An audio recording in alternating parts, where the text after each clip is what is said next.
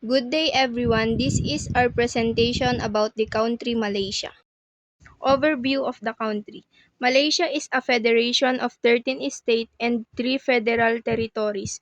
Malaysia comprises 2 regions, the Peninsular Malaysia and the states of Sabah and Sarawak. It is a multi-ethnic and multi-religious federation of 13 states and 3 federal territories. The state of East Malaysia, Sabah and Sarawak have separate immigration policies and controls. With a population of over 30 million, Malaysia is the world's 44th most populous country. Royal Malaysia Police Organization. The Royal Malaysian Police is a part of the security forces structure in Malaysia. The force is a centralized organization with responsibilities ranging from traffic control to intelligence gathering. Carrying out its responsibilities, the regular RMP is also assisted by a group comprising of extra police constable, police volunteer reserve, auxiliary police, police cadets, and a civilian service element.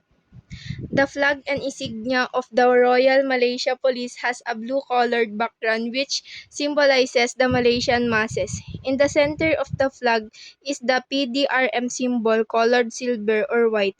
The police symbol is made up an intersected Chris and ilang or kwelang machete. About the PDRM symbol, there is a tiger head in a garland of paddy flowers with a scroll underneath bearing the name Police Diraha, Malaysia. Arabic lettering in the crown includes the word Allah on the right and Muhammad on the left. The moon and star symbolizes Islam as the official religion of Malaysia. The crown depicted on the Royal Malaysia Police insignia is the Penegric reference to the King of Malaysia, bestowing the royal title to its name. The words Allah and Muhammad in Arabic, which respectively symbolize Allah the Almighty and Muhammad as the messenger, signifies Islam as the official religion and faith of RMP personnel are willing to uphold justice and the security of the people of Malaysia. Kris and the Ilang Sword. The Kris is an important symbol of the Malay Peninsula. The particular weapon was used by Malay warriors in the past. The traditional machete, ilang or kwelang symbolizes the state of Sarawak and Sabah in East Malaysia, and it represents the spirit of heroism of a multitude of ethnic tribes such as the Dayak, Dusun, Bajau, and Kadazan.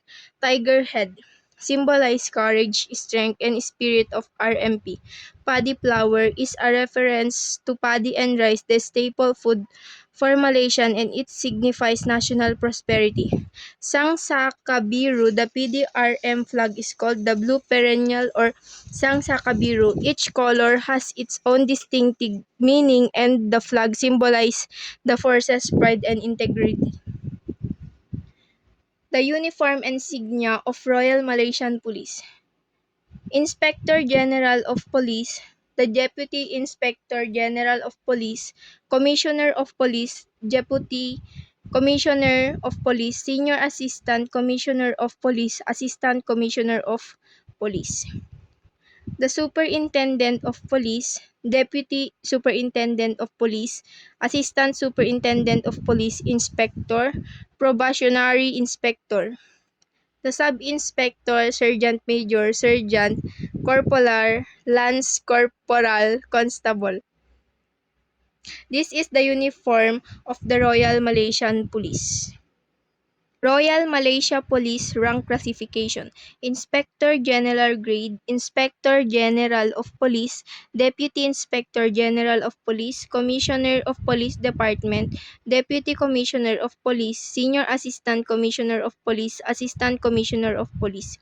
Superintendent grade, Superintendent of Police, Deputy Superintendent of Police, Assistant Superintendent of Police, Inspector grade, Inspector, Probationary Inspector.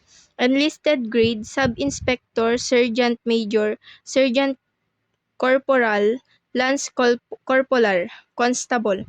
The highest rank is Inspector General grade and the lowest rank is Constable. Recruitment of Royal Malaysia Police. Lowest entry level or police constable, Malaysian Certificate of Education equivalent to high school status in US. good physical condition. Probationary inspector, diploma or high school education certificate, Malaysian citizen, good physical condition. Highest entry level or assistant superintendent, bachelor degree, Malaysian citizen, good physical condition. Firearms and equipment. The variants included sharpshooter 25 mm cannon, M2 Browning 12.7 mm machine gun, 81 mm mortar, 2R2M 120 mm mortar, MK19 grenade launcher, Bakhtar Shikan ATGM and support vehicle.